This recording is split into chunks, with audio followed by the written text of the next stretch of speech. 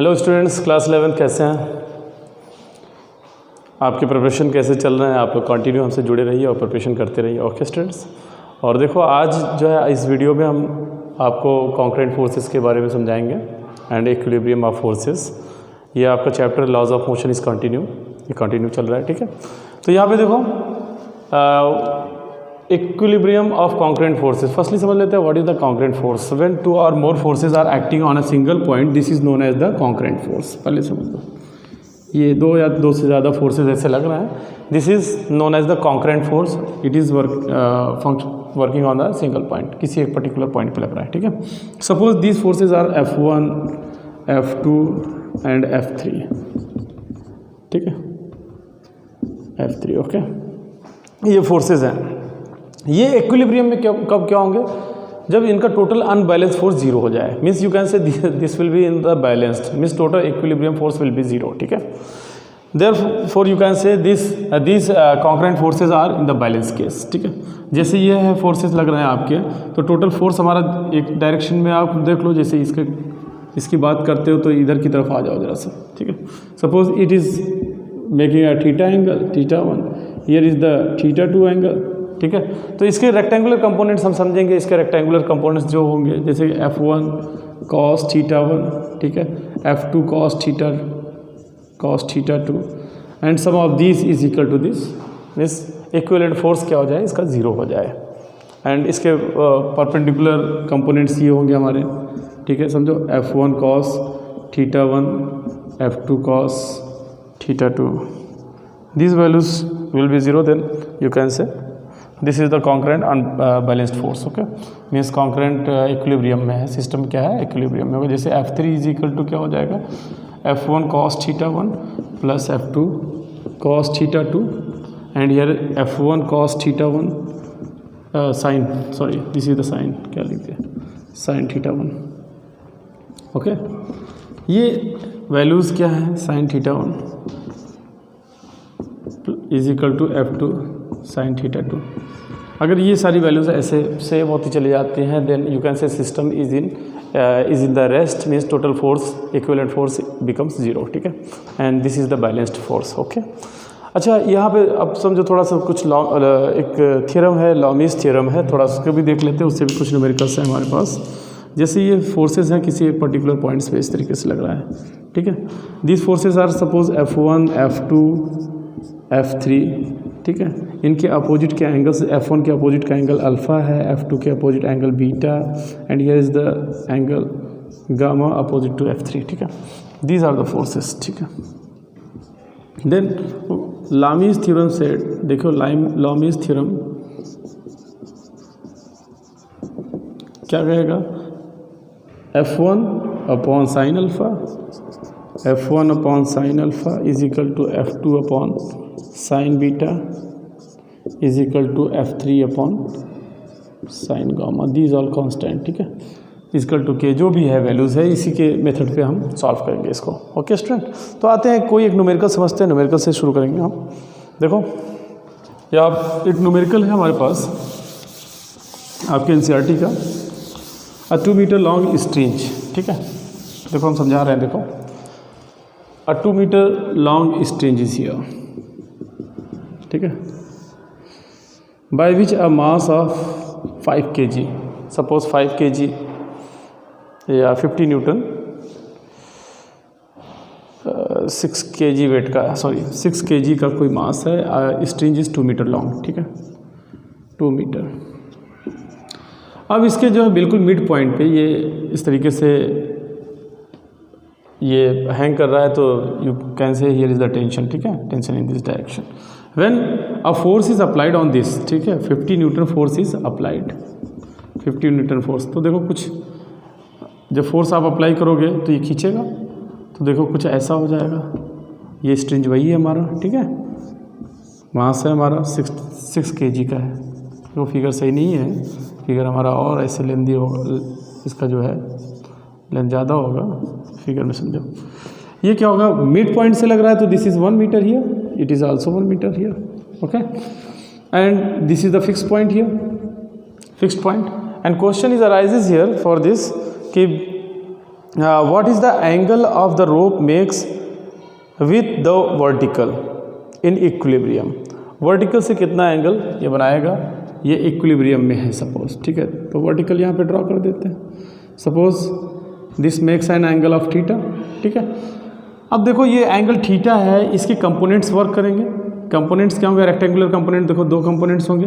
This is the horizontal component for this theta, this component is equal to, suppose here is tension T1, here is tension T2, then this component is equal to T1 cos theta and this is the T1 sin theta, okay, and its weight is 6 kg weight यहाँ पे apply कर रहा है, ठीक है। अब देखो कौन किसको बैलेंस कर रहा है, इसको हम समझ लेते हैं। दिस इज इन इक्विलिब्रियम, तो हॉरिजॉन्टल देखो, horizontal force 50 newton, it is balance by T1 sin theta. तो सॉल्यूशन समझो इसका, solution is here, means T1 sin theta is equal to 50 newton का फोर्स लगेगा। Question number first. सिमिलरली देखो T1 cos theta is equal two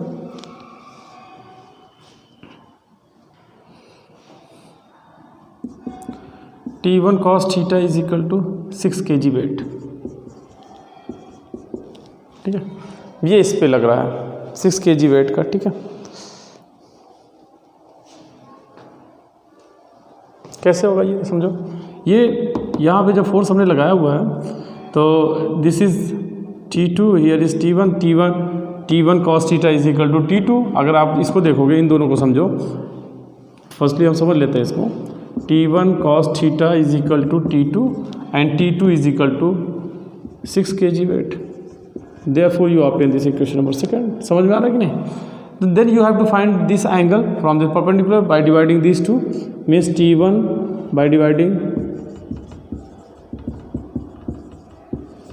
equation number first to second. देखो you obtain here T1 sin theta upon T1 cos theta is equal to 50, suppose 10 small g kg weight means 6 kg weight directly देते हैं 6g। ये समझ में आ रहा है सबको? This is 6 into 10, therefore you can say 60, equation number second, here is 50 upon 60, okay. Then you obtain tan theta is equal to 5/6, means theta is equal to tan inverse 5/6. This is the angle, okay student. Solve by this way you can solve the different problems related to the concurrent forces in equilibrium, okay। अभी हम कुछ problems अभी और solve कर रहे हैं। तो देखो एक प्रॉब्लम हमारे पास है, here is a problem numerical that is determine the tension T1 and T2 in the string in the given figure। चलो एक फिगर बनाते हैं, देखो सब लोग करिए साथ में हमारे। Here is the problem question, this is the figure,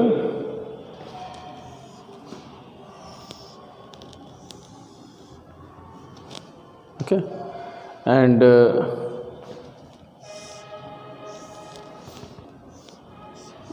this is any mass, ठीक है, वेट है, ब्लॉक है कोई 4 kg का कोई ब्लॉक है 4 kg, ठीक है। And here is 60 degree from here and this mean the tension T1, it is the tension T2, ठीक है, tension T2।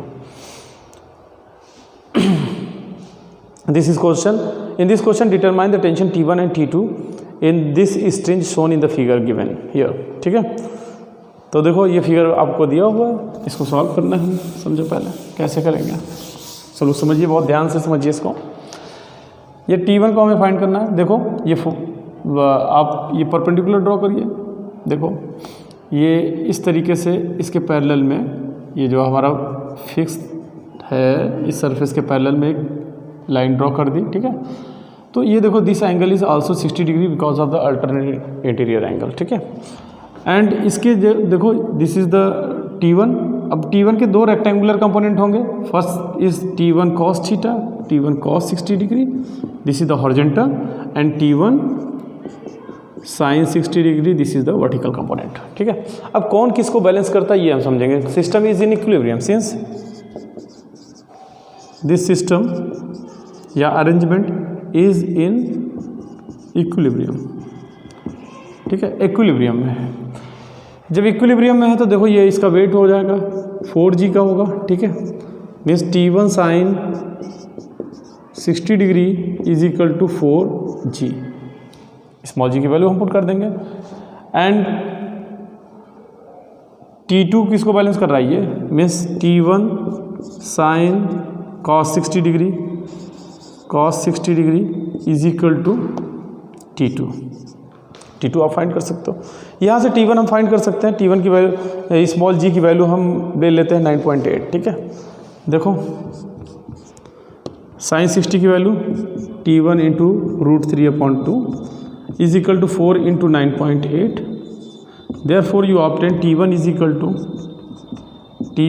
To 4 into 9.8 into 2/√3, ठीक है, ये वैल्यू हो गई।